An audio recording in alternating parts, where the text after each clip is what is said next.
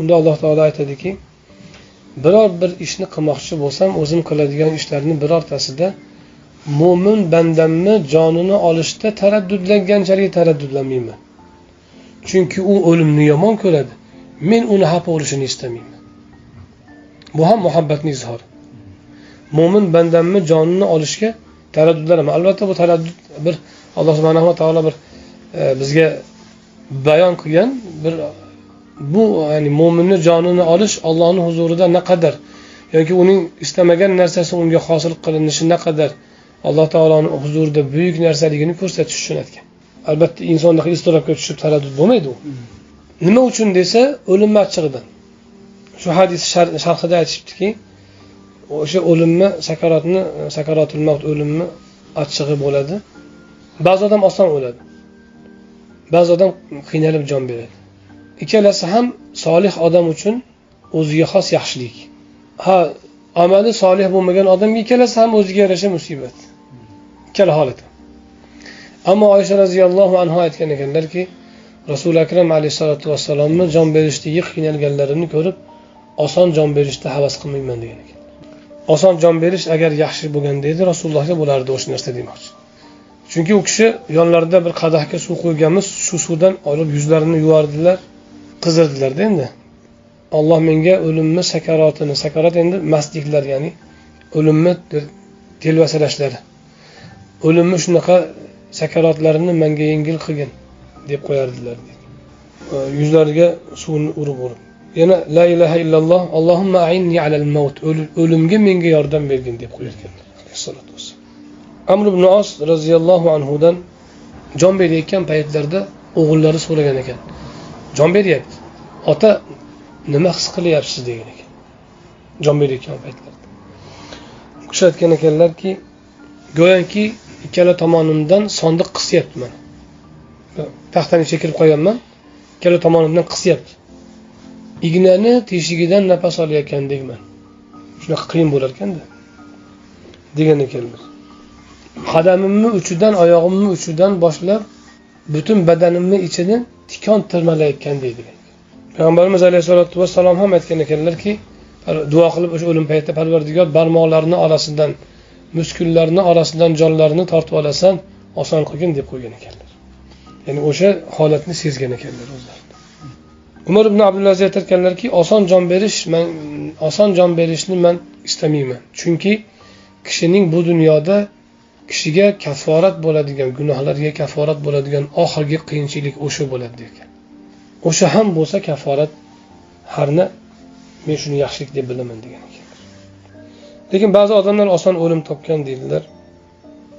Abu Salaba Xashani aytarkanlarki, men sizlarga o'xshab o'lmayman. Meni chaqirishadi, javob beraman xolos.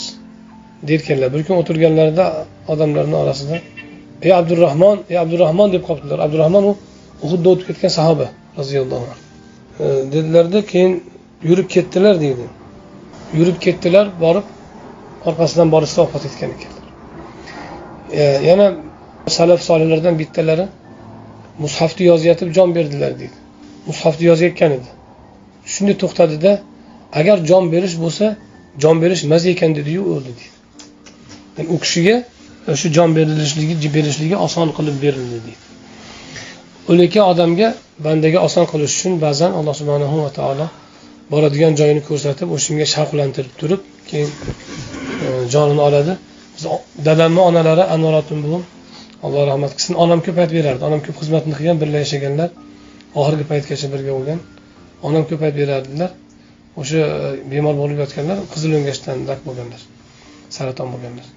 Oxirgi lahzalarida xushbo'ylik hidini tuyib qolgan ekanlar. Deb burunni tortib oh deb haligi xuddiki atirni odam odatda issiq tutasida o'zingizga yelpiysiz-ku, shunaqa qilib o'ziga yelpib turib, keyin kimlargadir salom berimmi deganlar, keyin jon berganlar deyaptilar. Ba'zi kishilarga Alloh subhanahu va taolo o'sha boradigan joyini ko'rsatib olarkan, shu haligi bandamni jonini olishga, mo'min bandamni jonini olishga taraddud qilaman degani, u istamagan narsani berishni istamaganlar. Endi Umar ibn Abdul Aziz kabi zotlar havas qilmayapti. Rasul akram alayhisolatu vassalomdek zotda qiyinchilik kechyapti. Nimaga desa, u kishilar shuni istagani uchun. ularning darajasi baland. Hamma mashaqqatni dunyoda ko'tarib ko'rganlar. Rasul akram alayhisolatu vassalomni Alloh subhanahu va taolo maqomlarini bekorga baland qilgan emas, birorta musibat turi qolmagan, hammasini bergan. Allohning yo'lida menchalik hech kim azoblanmagan deganlar. Ozorlanmagan deganlar. Farzand dog'i bor. Ayollardan ajrash bor. Otadan yetim qolish bor. Onadan go'dak qolish bor. Odamlardan aziyat bor. Kambag'allik bor. Vaqti kelganda ochlik bor. Tahdid bor. Suiqasd bor bir necha martalab. Tuhmat bor. Yaxshilik qilganlaridan aziyat bor. Hamma aziyat turi borda. Zaharlanganlar ham. Tomog'imda hali ham shuni asorati bor deb qo'yganlar o'limlaridan bir oz bo'lib. Ulamolar aytadiki, o'sha asoratni Alloh taolo qaytargan bir necha yildan keyin hayvon azob qilgan u o'zi asli yeganlar go'sht. To'yinki shahodatni ham qo'shib berish uchun. Yana u zot demak hamma insonlar ko'rishi mumkin bo'lgan musibatlarni deyarli aksarini yoki asosiylarini ko'rgan bo'lsalar, orasida shu o'limni achchig'i ham bor ekanda. Kamolotlari uchun u ham berilgan ekan. Darajotlarining kamoloti uchun berilgan ekan. Lekin u kishi istamagan narsa emas bu. Gap shu yerda. Alloh taolo taraddud qiladi. Istamagan narsasini ko'rsatishga. Lekin u kishi shuni istayaptilarmi? U kishining maqomi shuni talab qilyaptimi? U kishining kamollari shuni taqozo qilyaptimi? Alloh taolo shuning uchun bergan u kishiga o'sha sakoratdagi qiyinchiligini ham bo'lsin.